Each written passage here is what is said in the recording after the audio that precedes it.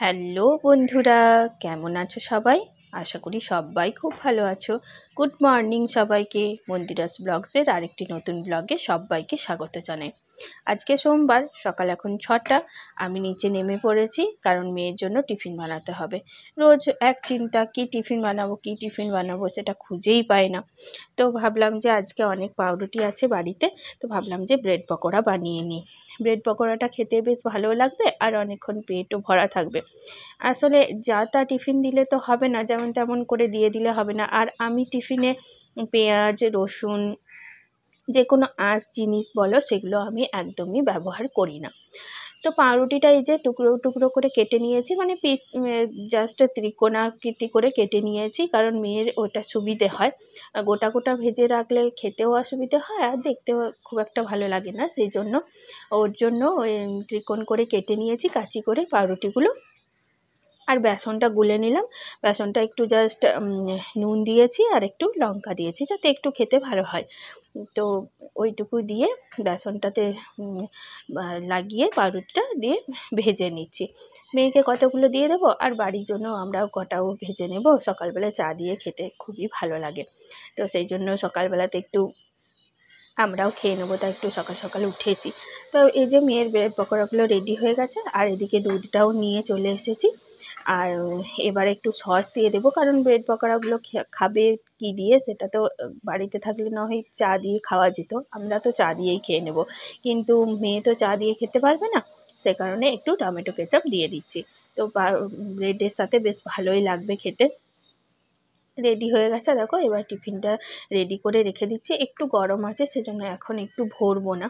তো ঢাকাটা দিয়ে রাখছি, কারণ না হলে ঢাকাটা যদি না দিয়ে রাখি তাহলে একদম ঠান্ডা হয়ে যাবে। একদম ঠান্ডা হয়ে গেলে একদমই ভালো খেতে লাগবে না।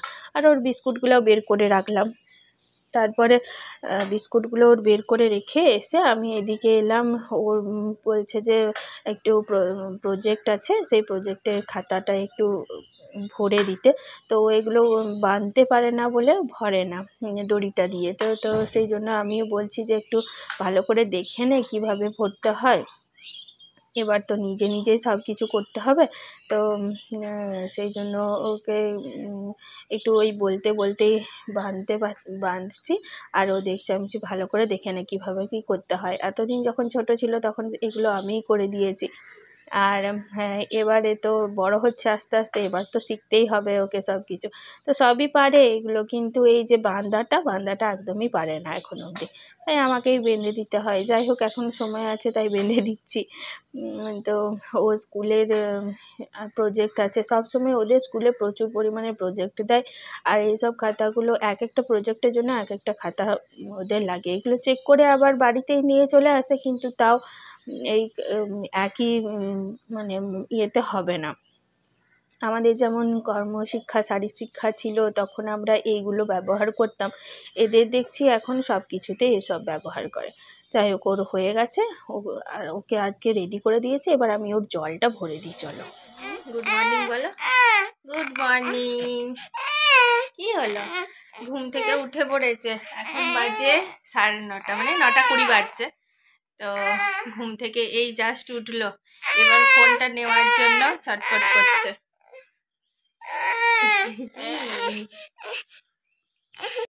ঠিকঠাক ভাবে এখনো ঘুম ভাঙেনি, ওই জন্য আবার শুয়ে পড়লো।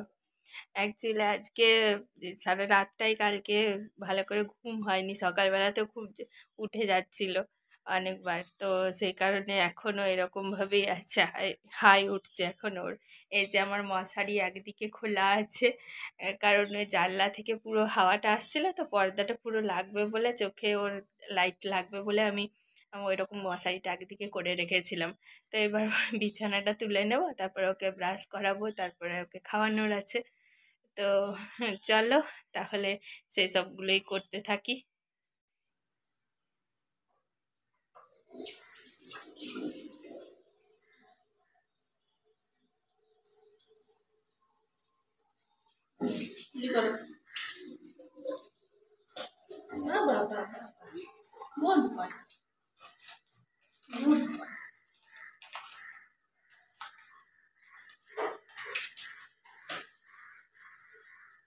খুলে দি খুলে দি খুলে দি।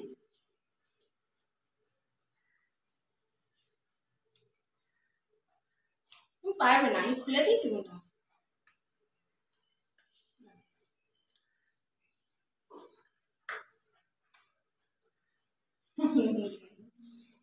একটু নিজে নিজে কেমন ব্রাশ করতে শিখেছে। আগেই ও নেবে, ব্রাশ করবে। বাবাই বাবাই বাবাই বাবাই, কামড়াও না, কামড়াও না। ব্রাশ করো, ব্রাশ করো, ব্রাশ করো, তাতে জীবাণু সাফ করো। দাও এবার আমি করে দিই। চলো দিয়ে নিচে যাবো, আমি করে দিই।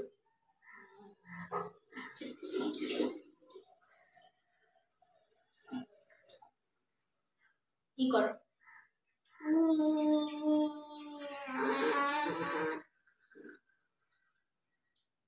দাঁড়াও, অমনি করো না।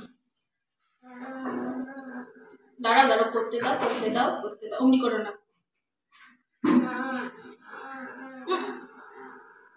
ই করো, ই করো।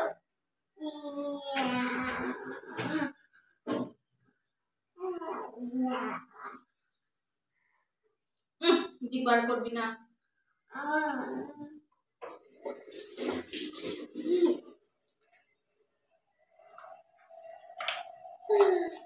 না, কুলি করো।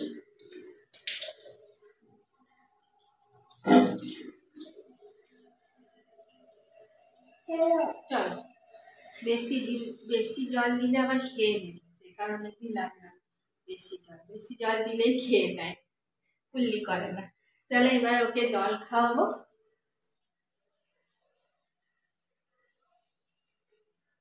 দেখে বসতে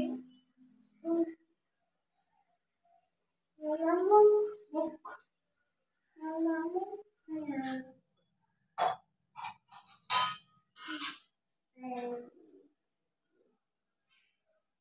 খাও, মিষ্টিটা খেয়ে নাও।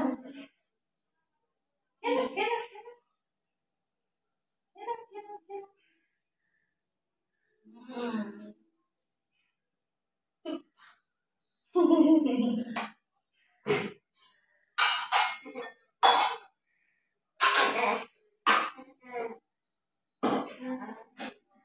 খেলো খেলো, আমি খেলো খেলো।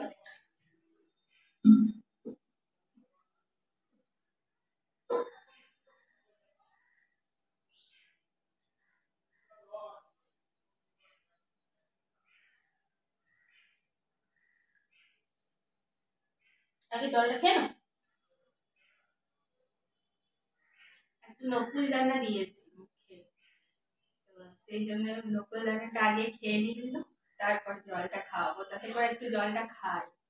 নকুল দানাটা আমি প্রত্যেকদিন দিই, অ্যাকচুয়ালি গণেশের পুজো করি প্রত্যেকদিন সকালবেলাতে। তো বাড়িতে যা থাকে নকুল দানা, বাতাসা, যেদিন যেটা থাকে, কখনো লাড্ডু, এসব দিয়ে পুজো করি। আর সকালবেলাতে ওকে একটু মিষ্টিটা দিয়ে দিই, তাহলে জলটা খেয়ে নেয়। এগুলো ট্রিক্স জল খাওয়াবার।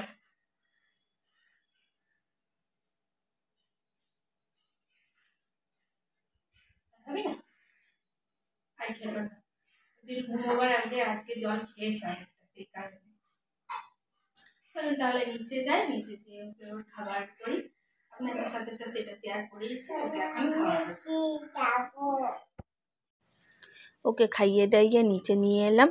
নিচে নিয়ে আসার পর আমি এদিকে পেঁয়াজ আর টমেটোটা কাটলাম, আর ও ততক্ষণে দেখো একদম মরলি করতে শুরু করে দিয়েছে।